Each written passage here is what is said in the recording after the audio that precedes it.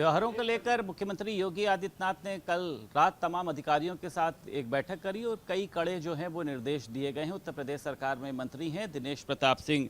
Sir, Kanwar यात्रा हो, मुहर्रम हो, इसको लेकर मुख्यमंत्री योगी आदित्यनाथ ने निर्देशित किया है कि कानून व्यवस्था जो है वो संचालित रहनी चाहिए। ज़रूरी हो तो वहाँ अधिकारियों से आपको जो है आदेश लेने की भी ज़रूरत नहीं है। इसको आप किस तरीके से देखते हैं? आपको लगता है योगी सरकार त्योहारों को लेकर बहुत ज़्यादा संजीदा है?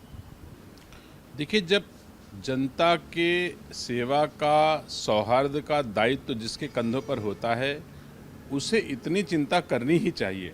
अब ये दुर्भाग्य की बात है कि इसके पहले की सरकारों के द्वारा सौहार्द कायम रहे, इसके लिए इतने स्तर के प्रयास नहीं किए जा रहे थे। लेकिन हमारे उत्तर प्रदेश के यशस्वी मुख्यमंत्री जी के द्वारा इतनी सतर्कता बरती जा रही है, इसका परिणाम है कि आज की तारीख में दुनिया के जाने कितने देश हमारे उत्तर प्रदेश की पावन भूमि पर अपनी गाढ़ी कमाई का पैसा ले करके खर्च करने, व्यवसाय करने, उद्योग लगाने के लिए आ रहे हैं। तो हमारे उत्तर प्रदेश सरकार का जो भ्रष्टाचार और जो अपराध के प्रति जीरो टॉलरेंस नीति है, उस पर हमारी सरकार पूरी तरह से काम कर रही है।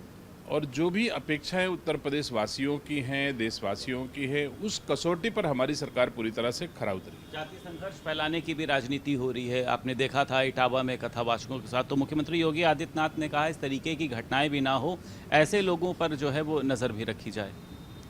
देखिए, अब तक जितनी भी इस तरह की घटनाएं हुई हैं, अगर उनको हम उठाकर देखें तो महसूस तो होता ही है कि सौहार्द को बिगाड़ने के प्रयास समाजवादी पार्टी के नेतृत्व के द्वारा किया जा रहा है।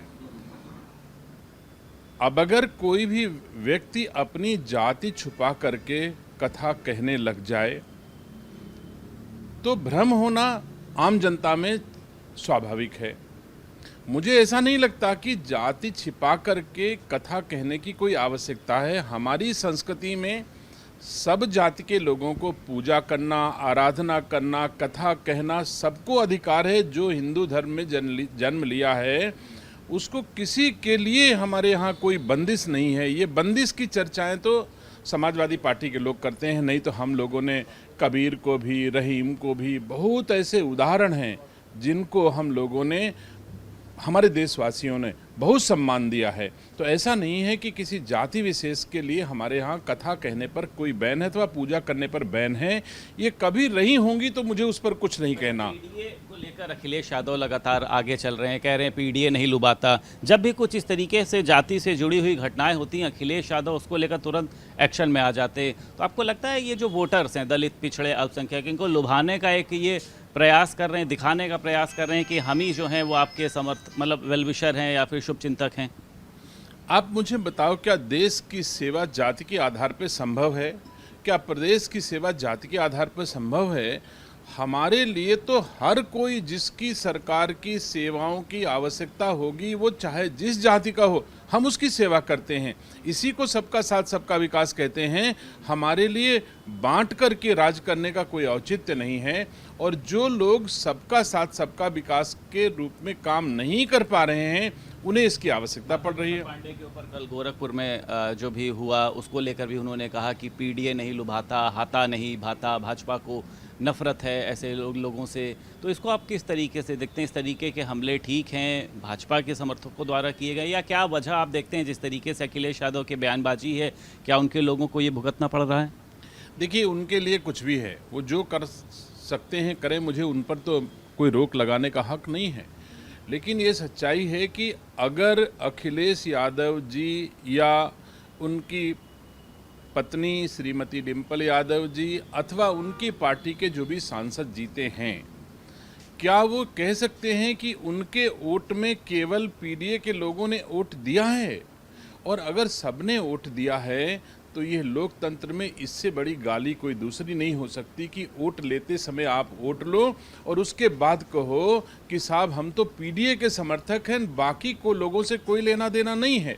तो बहुत ऐसे आदरणीय माता प्रसाद पांडे जी हैं, ओम प्रकाश सिंह जी हैं, अरविंद सिंह गोप जी हैं, या ऐसे जो भी लोग उनके दल में राजनीति कर रहे हैं, वो अंदर अंदर क्या सोच रहे होंगे कि हमने तो जी जान से सब समाज का वोट दिलाने का काम किया जब अखिलेश यादव जी चुनाव लड़ रहे थे, और आज वो कह रहे हैं कि हम तो पीडीए के समर्थक हैं, बाकी से हमसे कोई लेना देना नहीं है।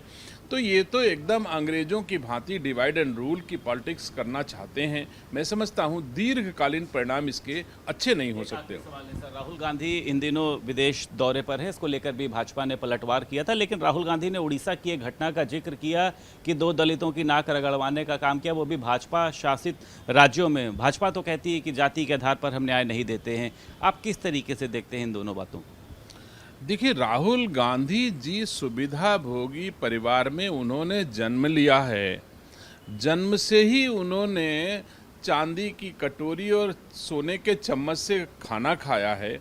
उनको भारत के बारे में, भारतवासियों के बारे में, भारतवासियों के दर्द के बारे में कैसे पता हो सकता है? और मैं नहीं समझता कि इस देश का कोई भी नागरिक, जिस तरह से राहुल गांधी महीने में एक बार उनको देश के बाहर का भ्रमण करना ही करना है। आप मुझे बताओ, कोई ऐसा व्यक्ति हो जो हर महीने विदेश जाता हो, दूसरे महीने विदेश जाता हो, हफ्ता भर वहाँ करता हो? जिम्मेदारी ली है आपने एलओपी की, आप लीडर ऑफ अपोजिशन हो, और आपको यहाँ की समस्याओं के बारे में सदन में उठाना चाहिए, यहाँ लोगों के बीच में जाना चाहिए। इसके बजाय आप दुनिया में भ्रमण कर रहे हो। तो भ्रमण के लिए, पर्यटन के लिए तो जनता ने वोट नहीं दिया है, मैं समझता हूं, और इसके परिणाम भी राहुल गांधी को भोगने पड़ेंगे। उत्तर प्रदेश सरकार में मंत्री दिनेश प्रताप सिंह हमारे साथ मौजूद थे। लखनऊ से वीडियो जर्नलिस्ट रोहित गौतम के साथ संदीप खेर, भारत समाचार।